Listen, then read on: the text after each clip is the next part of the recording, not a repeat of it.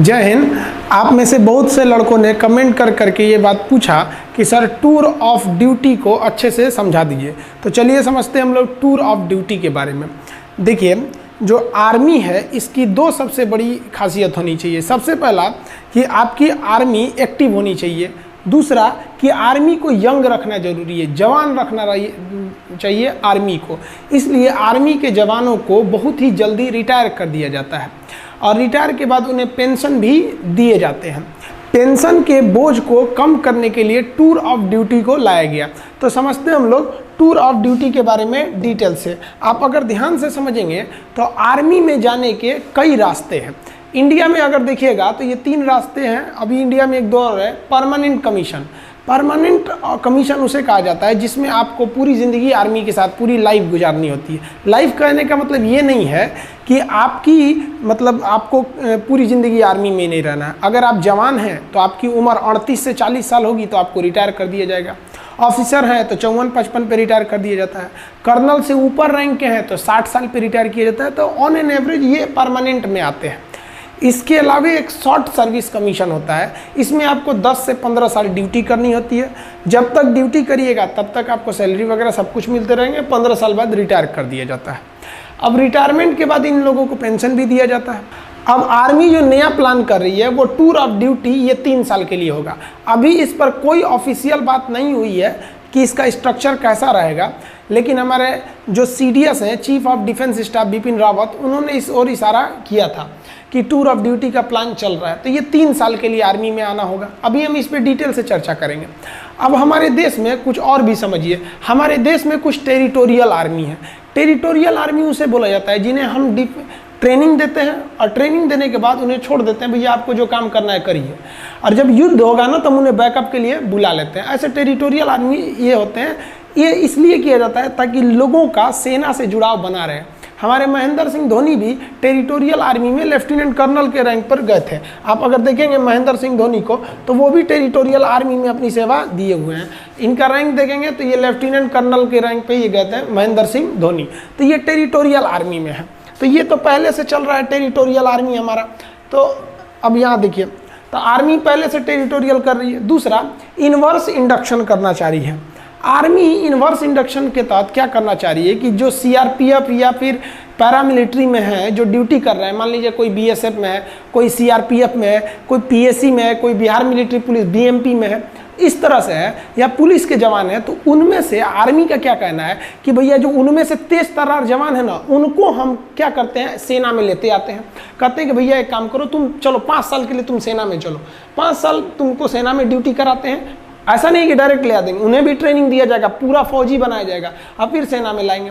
5 साल बाद उन्हें कह दिया जाएगा भैया आप जहाँ थे, जैसे पुलिस में थे तो पुलिस में चले जाइए और हमसे पेंशन मत मांगिए, क्योंकि हम आपको 5 साल के लिए ना बुलाए हैं, हम तो आपको और बेहतर कर दिए हैं और बेहतर करके लौटा रहे हैं। आप जिस डिपार्टमेंट में थे वहाँ और जाके एकदम अच्छे से ड्यूटी कीजिएगा। तो ये भी एक तरह का अच्छा है। अब उनको तो पेंशन वो गवर्नमेंट देगी जिधर से वो आए हैं, पैरामिलिट्री में से। आर्मी ने अपने सेना में 5 साल ड्यूटी भी करा लिया और वापस भी कर दिया, आर्मी का पेंशन भी बच गया।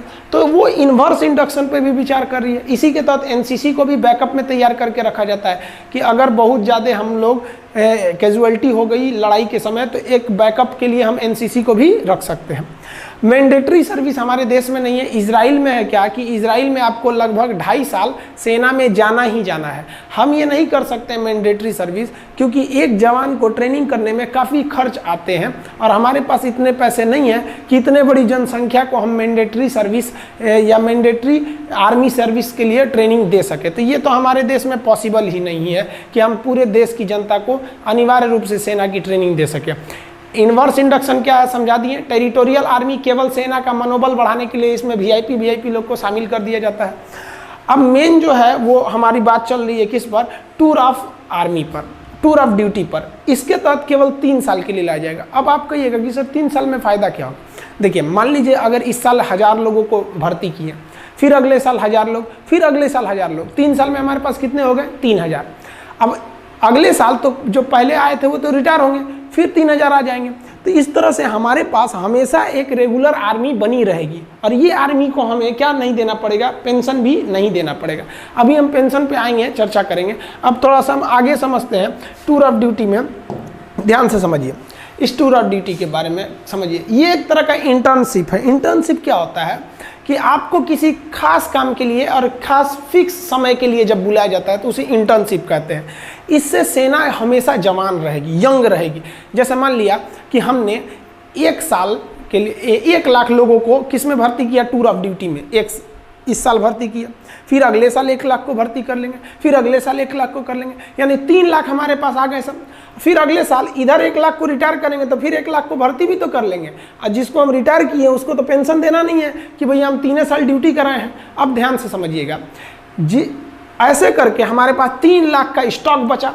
और ये 3 लाख की जो आर्मी है एकदम यंग है। 18 साल के लड़कों को भर्ती करेंगे, 18, 19, 20, 21। तो ये 3 साल का, 18 से 21 साल का, 18 से 21 साल के लड़कों को शादियों भी यहाँ नहीं हुआ रहता है, एकदम यंग गर्म खून रहता है। अब बॉर्डर के फ्रंट लाइन पे खड़ा करेंगे ना, देशभक्ति राष्ट्रवाद तो कूट कूट के भरा है, समझ में आया। अब जैसे कोई परिवार वाला आदमी है, सेना हमारे हर उम्र के जवान बहादुरी से लड़ते हैं, लेकिन जो 40-50 साल एज हो गया उन पे जिम्मेदारियां हैं, उनके बाल बच्चे हैं, वो भी इंसान हैं, वो भी हमारे लिए लड़ते हैं। तो एक उनके ऊपर जिम्मेदारी है। एक जो नया नया छोड़ा जाता है इसमें कोई जिम्मेदारी नहीं, ना आगे नाथ ना पीछे पगा, गोली चलाया रे तुम हम पे, ये वो चलाएगा हमसे चुरा बम मार देंगे यहाँ पे। तो ये आर्मी को यंग रख सकते हैं। इससे आर्मी को डबल फायदा कि आर्मी हमेशा यंग रह गई और जो रिटायर हुए उन्हें सैलरी भी नहीं देना है, और आर्मी कम भी तो नहीं होगी ना भैया। हर साल हम 1-1 को रखे रहेंगे, हमेशा हमारे पास 3 लाख की एक टूर ऑफ आर्मी की, टूर ऑफ ड्यूटी की फौज पड़ी रहेगी। समझ में आया कि नहीं आया। अब आप कहिएगा कि सर वो जो 3 साल बाद रिटायर कर देंगे और उसको पेंशन भी नहीं देंगे तो लड़का कहाँ जाएगा। तो देखिए भैया, इसमें सेना विचार कर रही है कि हम इस तरह से एंट्री कराएंगे कि जैसे कोई लड़का ग्रेजुएट हो गया है, तब आओ भैया 3 साल ड्यूटी करो और जाओ। और सरकार एक नियम बना देगी कि कोई भी एसएससी, रेलवे, बैंक वगैरह वो इन लड़कों को आरक्षण दे जो मतलब आर्मी की ट्रेनिंग कर ली है। क्यों?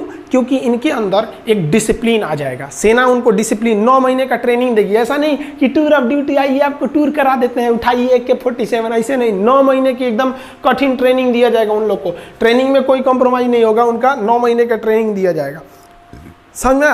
आप वो जिस डिपार्टमेंट में जाएंगे एकदम डिसिप्लिन, इतने बजे ऑफिस आना है तो आना है, हर चीज़ एकदम बढ़िया से रहेगा। इससे कि उनको देखकर डिपार्टमेंट के बाकी लोगों में भी एक जज्बा आएगा।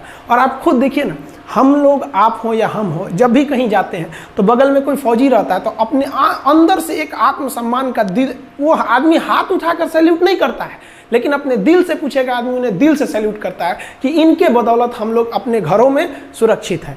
तो जहां वो ड्यूटी करने जाएंगे वहां भी लोगों का सेना के प्रति इज्जत बढ़ेगा और वो भी लोग चाहेंगे कि हम भी अपने नेक्स्ट जनरेशन को सेना में भेज सकें। तो एक आर्मी है, एक काफ़ी अच्छा बैलेंस बना के कर रही है। आखिर आर्मी को ऐसी ज़रूरत क्यों पड़ी?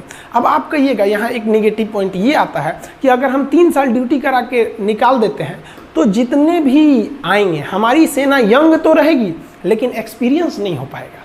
देखिए, जवान रहना भी ज़रूरी है, एक्सपीरियंस का भी रहना ज़रूरी है। कहीं कहीं जोश और जुनून काम नहीं आता है, एक्सपीरियंस काम आता है।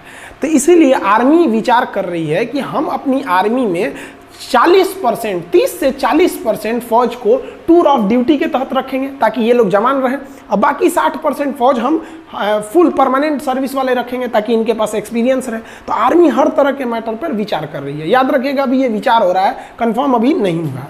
देखिए अब ध्यान से, ये एक तरह का इंटर्नशिप उसे कहते हैं जो एक फिक्स टाइम के लिए आपको बुलाया जाता है।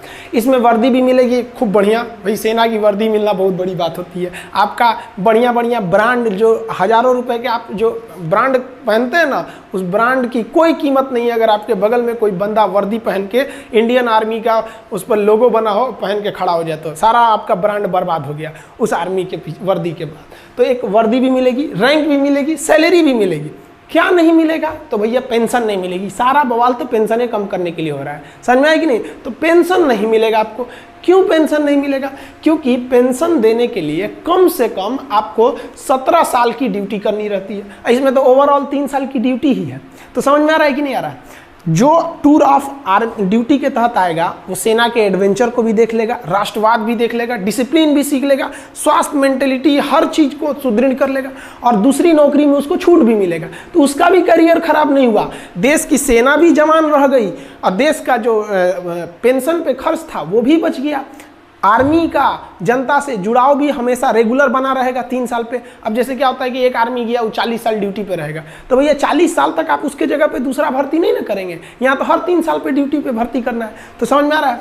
अब आप देखिए जरा ध्यान से, इस इंटर्नशिप पे क्या किया जाएगा। शुरुआत में ऐसा नहीं है कि आप कोई सेना में कोई डिसीजन बड़े पैमाने पर ले सकते हैं। तो आर्मी का कहना है कि पहले हम 1000 जवान और 100 ऑफिसर को भर्ती करेंगे। इसमें 1000 जवान को भर्ती करेंगे, 100 ऑफिसर को। इस पे देखेंगे कि इस पे क्या अभी प्रोसीजर है, क्या इसके रिजल्ट आएंगे। हम आपको अभी इसके फायदे समझाते हैं। अब ध्यान से समझिए इसके फायदे क्या क्या होंगे हमारे। देखिए इसके बेनिफिट समझाते हैं। एक रेगुलर जो जवान होता है, हम अभी इसमें ऑफिसर की बातें नहीं कर रहे हैं, हम जवान की बात कर रहे हैं। देखिए ऑफिसर बहुत कम होते हैं। एक कंपनी में लगभग 3 प्लाटून होता है, जैसे 10 जवान का एक सेक्शन होता है और 3 सेक्शन को मिला के एक प्लाटून बनता है और 3 प्लाटून को मिला देंगे तो एक कंपनी बनती है। और एक कंपनी को कमांड करता है एक ऑफिसर, यानी 90 लोगों की फौज पे एक ऑफिसर हो जाता है। 90 से 120, कभी कभी 4 प्लाटून का भी एक कंपनी बनता है। वो फर्दर वीडियो में हम आपको समझाएंगे। Company, platoon, section, battalion, regiment, brigade, division, इस सब में अंतर कभी समझा देंगे उसमें। तो एक रेगुलर जो जवान होता है, उस जवान को पूरा परमानेंट अगर ड्यूटी दीजिएगा तो भर्ती से लेकर उसकी जितनी सैलरी बनती है, अलावेंस बनता है, भत्ते बनते हैं, उसको पेंशन होता है, वो सब मिलाकर अगर जोड़ दीजिएगा तो 11 करोड़ रुपए आते हैं। 11 करोड़। और अगर यही जवान अगर हम टूर ऑफ ड्यूटी के तहत लेते हैं तो 3 साल का है, तो 3 साल में आप उसको कितना अलावेंस दे दीजिएगा, कितना खर्चा कीजिएगा। अब पेंशन का तो बवाले नहीं है, तो टोटल 90 लाख खर्च आएगा। तो हम यहाँ कैलकुलेशन इजी करने के लिए 1 करोड़ लिख दिए हैं। मान के चलिए 1 करोड़ आएगा। तो सोचिए जो रेगुलर जवान है वो 11 करोड़ और जो टूर ऑफ ड्यूटी पे आ रहा है 1 करोड़, यानी एक जवान पर कितना बचेगा हमको? 10 करोड़ बचेगा। दूसरा, ये तो पैसा बच ही गया। दूसरा, ये जो फुल समय ड्यूटी करेगा, जैसे मान लीजिए कि हम ही आर्मी में भर्ती हो जाए तो अभी हम अच्छे से ड्यूटी कर सकते हैं, लेकिन 10 साल बाद क्या बुढ़ा जाएगा आदमी, अच्छे से नहीं ना ड्यूटी हो पाएगी, उतने बेहतरीन ढंग से नहीं हो पाएगा जितना कि यंग आदमी कर सकता है। तो इससे डबल फायदा टूर ऑफ ड्यूटी से। एक जवान के पीछे 10 करोड़ बच गया और सेना पूरी तरह जवान है, एकदम यंग है। समझ में आया कि नहीं? तो ये हो गया इससे फायदा। अब देखिए जरा ध्यान से, स्टार्टिंग हम लोग ट्रायल जो करने जा रहे हैं, शुरुआत में हम लोग 1000 सैनिकों को भर्ती करेंगे। तो देखिए बेनिफिट क्या होगा, हम 1000 सैनिकों को भर्ती करने जा रहे हैं। एक सैनिक पर कितना बेनिफिट है? 10 करोड़ का। तो 1000 पर कितना हो जाएगा? उसमें 10 से गुणा कर दीजिए, 10,000 करोड़। 10,000 करोड़ की बचत आ जाएगी, क्योंकि एक सैनिक पर हमारा बचत हो रहा है 10 करोड़ का। तो 1000 सैनिकों पर बचत कितना हो जाएगा? इसमें 10 से गुणा करेंगे तो 10,000 करोड़ का बचत हो जाएगा हम लोग को। अब इस बचत से 10,000 करोड़ से हम आधुनिक हथियार खरीद सकते हैं, आर्टिलरी खरीद सकते हैं, हेलीकॉप्टर खरीद सकते हैं। आप खुद सोचिए ना, 126 राफेल जहाज़ों की ज़रूरत थी, आ कितना रहा है? केवल 36, यानी 90 जहाज अभी कम आए हैं। और सोचिए हमारे यहाँ पे तो पैसे, हथियार पे पैसे कम खर्च होते हैं और अपनी की टेक्नोलॉजी उतनी आगे नहीं है जितना होना चाहिए। सेना के क्षेत्र में हम मतलब सेना में जो हथियार बनाना है तो उसमें हम लोग उतना मतलब संतोषजनक विकास नहीं कर पाए। मिसाइल टेक्नोलॉजी हम लोग की आगे है, लेकिन जो हेलीकॉप्टर एविएशन सेक्टर है उसमें बहुत संतोषजनक विकास नहीं हुआ है। अब आप ऐसे अंदाजा लगाइए, 1 रैंक 1 पेंशन जब आया था तो आपको पता होगा ये क्या है 1 रैंक 1 पेंशन। मतलब क्या है समझिए ध्यान से, कि जिस तरह से लोगों की सैलरी बढ़ती है, जैसे जो दरोगा 2010 में था या जो 1995 में दरोगा की जो सैलरी थी, क्या 2020 में वही सैलरी है? नहीं ना, सैलरी बढ़ रही है। तो 1 रैंक 1 पेंशन में क्या कहना है कि भैया जब सैलरी बढ़ रही है ना तो पेंशन भी बढ़ाइए। यानी जो आदमी, जो सिपाही 2020 में रिटायर हो रहा है उसका पेंशन जितना है उतना ही पेंशन उस सिपाही का भी होना चाहिए जो 2002 में रिटायर हो गया और अभी तक जिंदा है, मतलब मान लीजिए जीवित है। अब आर्मी को तो बहुत यंग एज में ना रिटायर कर दिया जाता है, तो मतलब कहना है कि पेंशन एकदम सेम होना चाहिए। तो इससे पेंशन पे बोझ इतना बढ़ गया है कि आर्मी ना अपने कुल बजट का लगभग 60% बबुआ 60% लगभग केवल सैलरी और पेंशन में खर्चा हो जाता है। यानी जो आर्मी को पैसे मिलते हैं उस पैसे का 60% सैलरी या पेंशन में खत्म हो जाता है। बाकी में आपका डीजल का खर्चा है, ये वगैरह वगैरह खर्चे हैं, तो बहुत कम खर्च हो पाते हैं हम लोग का। अब ऐसे समझिए ध्यान से हमारी आर्मी को टोटल 2.5 लाख करोड़ रुपए मिलते हैं साल में, कि भैया इस 2.5 लाख करोड़ में आपको जो करना है करिए। अब 2020 का हम आपको बताते हैं, जो 2.5 लाख करोड़ मिले थे हम लोग को, उसका हिसाब देखिए ध्यान से यहाँ पे कैसे है 2.5 लाख करोड़ का 2020 में। उस 2.5 लाख करोड़ में से 1,33,000 करोड़ हम लोग पेंशन देने में खर्च कर दिए, यानी लगभग आधा खर्च कर दिए पेंशन देने में, 1 रैंक 1 पेंशन का पेंशन पे। और हथियार कितने का खरीदे? 1,20,000 करोड़। आप अगर इसको जोड़िएगा तो लगभग 2.5 लाख करोड़ आ जाता है। तो ये हमारा 2.5 लाख करोड़ का हिसाब है, आधा निकल गया पेंशन सैलरी देने में, अब बाकी बचा। अब खुद सोचिए ना, पेंशन वगैरह का जो हमारा खर्चा है पेंशन का, उससे कम खर्चा है हमारे हथियार का। अब कहीं ना कहीं आपको भी ये अजीब लग रहा होगा सुन के कि भैया हम हथियार पे जितना खर्च कर रहे हैं उससे ज़्यादा पेंशन पे खर्च कर रहे हैं। तो ये टूर ऑफ ड्यूटी है, इसके पीछे भले ये तर्क दिया जा रहा है कि आर्मी जवान रहेगी, सेना जवान रहेगी, ये तर्क दिया जा रहा है कि युवाओं में जो राष्ट्रवाद है, जो देश प्रेम है, उसका सही उपयोग होगा, लेकिन इसके पीछे जो मेन रीजन है वो आपको दिख गया कि आर्मी अपने पेंशन को बचाकर उस पैसे को मॉडर्नाइजेशन की ओर लगा सकती है। क्योंकि हमारे जो बगल में चाइना है, ये बहुत ही ज़्यादा अपने आर्मी पे पैसे खर्च कर रहा है। तो ये समझ में आ गया आप लोग को। अब आपके मन में एक सवाल आएगा कि ये जो सैनिक होंगे टूर ऑफ ड्यूटी पे, ये कैसे आएंगे? टूर पे जैसे घूमने जाते हैं? नहीं, इनका भी वैसे ही बहाली होगी, वैसे ही भर्ती होगी जैसे एक रेगुलर आर्मी का होता है, वैसे ही ट्रेनिंग होगी जैसे एक रेगुलर आर्मी का। यानी अगर कोई जवान खड़ा है तो आप देख के नहीं कह सकते हैं कि टूर ऑफ ड्यूटी का है कि ये परमानेंट है। फिर आप उसके आई कार्ड को देखना पड़ेगा, उसका सर्विस रिकॉर्ड देखना पड़ेगा कि कौन सा ये जवान है, तब पता करेंगे। ट्रेनिंग भी एक ही जगह पर होगी, सैलरी भी एक मिलेगा, हर चीज़ एक रहेगी। फ़र्क बस ये रहेगा कि भैया आपको 3 साल पर रिटायर कर दिया जाएगा बस, अब और पेंशन नहीं दिया जाएगा। भर्ती सेम होती है। आप आर्मी की भर्ती देखे होंगे, हमारे देश के जितने युवा जवान होते हैं दौड़ लगाते हैं, वो लोग 4 मिनट में 1600 मीटर दौड़ लगा के वो दौड़ लगाते हैं। फिर जो प्रोसीजर होती है उनका, वो उस प्रोसीजर के बाद वो लोग सेलेक्ट होते हैं, और सेलेक्ट होने के बाद तब वो कहाँ जाते हैं? आर्मी में जाते हैं। सबका पैरामीटर सेम रहेगा। आर्मी में अगर वो चले जाते हैं तो आप नहीं कह सकते हैं कि इनमें से कौन सा जवान टूर ऑफ ड्यूटी का है और कौन सा जवान हमारा मतलब परमानेंट है। तो सब का सब क्या रहेगा? एकदम सेम रहेगा। आप समझ में आ गया आप लोग को कि ये टूर ऑफ ड्यूटी मेनली किसके लिए किया जा रहा है कि भैया हम अपने पेंशन पे हो रहे खर्च को कंट्रोल कर सके और अपनी सेना को मॉडर्न टेक्नोलॉजी दे सके। जैसे हमारे सैनिकों का बैलिस्टिक हेलमेट नहीं रहता है, इंफ्रारेड रिकॉग्नाइजर नहीं रहता है, अभी भी हम लोग इंसास राइफल लेके चल रहे हैं लोग। तो ये सब चीज़ें, आर्मी की जो बूट होती है वो काफ़ी हैवी होती है, वजन में बहुत भारी होता है। अभी कई ऐसे बूट आ गए हैं आर्मी के पास, जैसे अमेरिकन सोल्जर का दिखेगा तो बूट बहुत मजबूत रहता है, जूता, और भारी नहीं रहता है। हमारे सैनिकों का बूट मजबूत है लेकिन भारी है। तो भैया उसके लिए क्या चाहिए? पैसे चाहिए। तो हम लोग का आधा पैसा तो सैलरी पेंशन पे ख़त्म कर दे रहे हैं। तो आई होप आप समझ गए होंगे टूर ऑफ आर्मी का।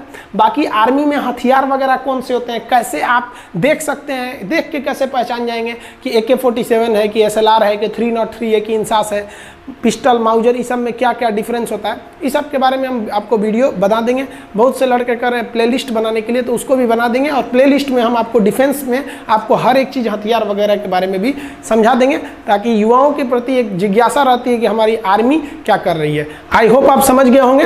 समझ में आया? एक सैल्यूट हमारे भारत के वीर जवानों के लिए। जय हिंद।